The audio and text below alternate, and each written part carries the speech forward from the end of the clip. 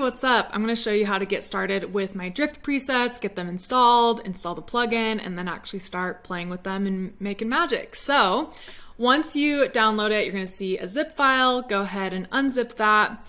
And you're going to have both a plugin and a folder of the actual presets themselves. So with the plugin, this is required to be able to actually edit with the presets. And you're going to want to store this somewhere that you are not going to delete it, and you want to have it on your actual disk, not on an external hard drive, because basically this needs to be on anytime that you want to use the presets. So if it is on an external disk, then you'll have to have that hard drive plugged in anytime you want to use the presets, which just might be a pain. So if it were me, I would just leave it on my desktop like this, or you could even make a folder called Don't Delete because you do not want to delete this. You can drag it into there, put it wherever you want, just somewhere that you're going to remember.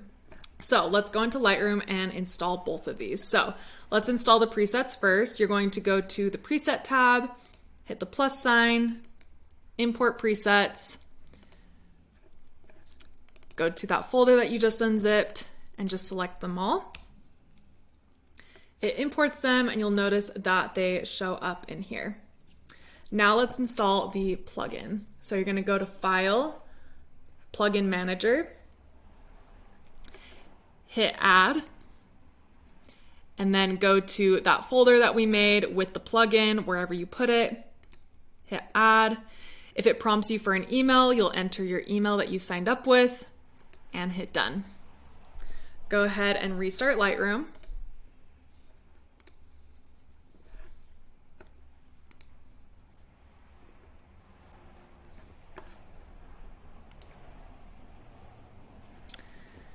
And now you'll be ready to go. There is just one thing you have to do before you can start using these. If you try to use one of them and say we hit this one and it stays white, that means that it's not going to work because you have to have that plugin running in the background of Lightroom for these to be able to work.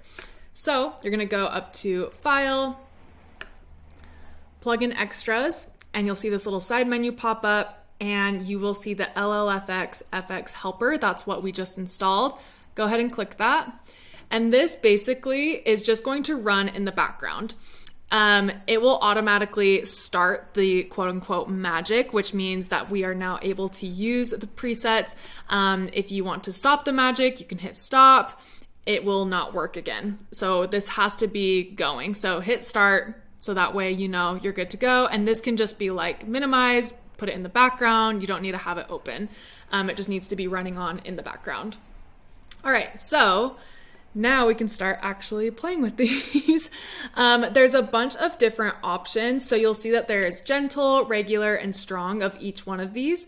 Long edge obviously is going to be affecting the longest edge of the image, whether that's horizontal or if it's a vertical image, the long edge would be the one going up and down. Same thing goes for short edge. There are a few different options as far as how the movement works. So you'll see if we use one of these on this little box, it's going to adjust the entire image. So if we hit long edge regular on this, it's taking the entire image and making it all have a motion blur. If I want to take that off, I just hit reset and it resets it for me. These ones with the circles, these will basically add motion everywhere except for in the center of your image. So it's almost like, you know, motion blur, but you had the subject in focus. So that way it looks like you were tracking the subject. These ones, because it is a little bit complicated build, you'll notice that they run a little bit slower than the other ones. Not always a big deal, but sometimes like if you're going to be using one of the strong ones, because it's all happening within like the clone stamp tool, it just takes a little bit longer. Just be patient with it. The other ones run a lot faster, but that one, because it is like such a particular build, it is a little bit slower sometimes. So don't be alarmed if that happens. With this one, where you see a little corner cut out, this is basically just adding motion blur to the two corners of the image based on whatever one that you choose, whether it's long edge or short edge, with the different strengths. So that way there'll be a stripe in the middle going one way or another of everything in focus to kind of, just mimic this same idea of having your subject in focus in the center versus having it in an entire stripe of the photo like this. So you can see the difference. So we'll go ahead and reset it, and I'll walk you through a few of these. So on this one, let's do the short edge strong with that center just focus, because I don't want to lose the detail of him. He looks awesome in this, but I don't feel like I need everything in the background going on. And you'll find sometimes with certain ones, like long edge, short edge, like they are going different directions. If you apply one, you're like, ooh, that doesn't look very natural, try the other edge version. Try a softer, more gentle version, and that will kind of help you see like, okay, this looks more natural, this looks edited. So that's kind of what I do. So this one looks pretty natural now. If we reset it, you can see the before and after. On images like this that are a little bit more pulled back, I don't typically do the strong because it's just a little bit much. So for this one, let's actually do long edge gentle. And I think that looks really good. Say you want to actually umph it up a little bit more, you could either reset the drift and add regular, or you can just hit gentle one more time and it's going to double down on that.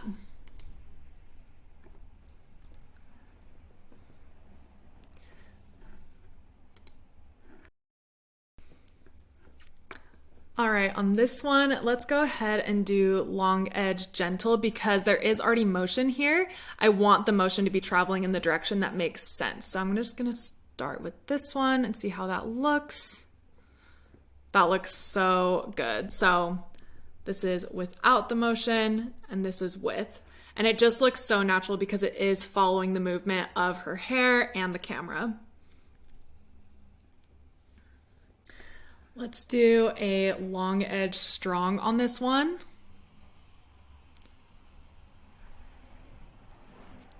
The stronger ones take a little longer too because it's just building more.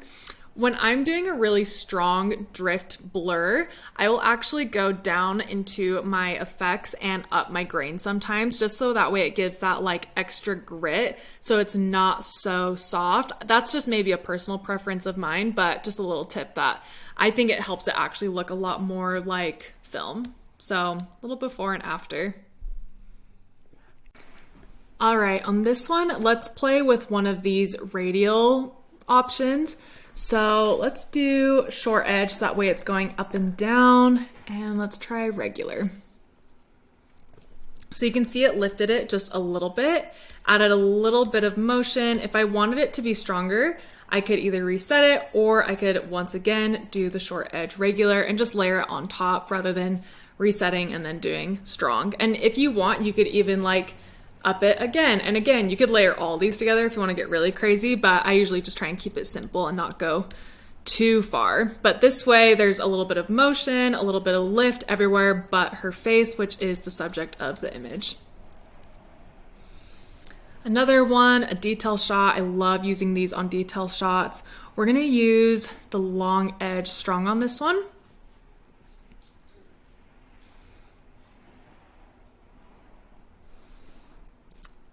So you can see a little before and after. It looks super natural, just like you shot it that way. Just so crazy. All right, a few more.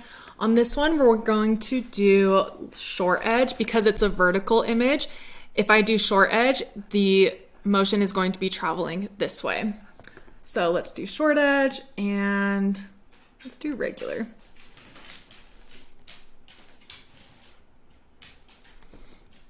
Before and after, a little bit subtle, but still just enough to make it feel just like you actually were moving. It feels so much more cinematic.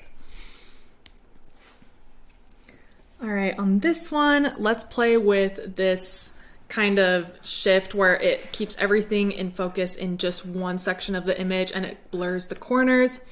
So let's do long edge strong.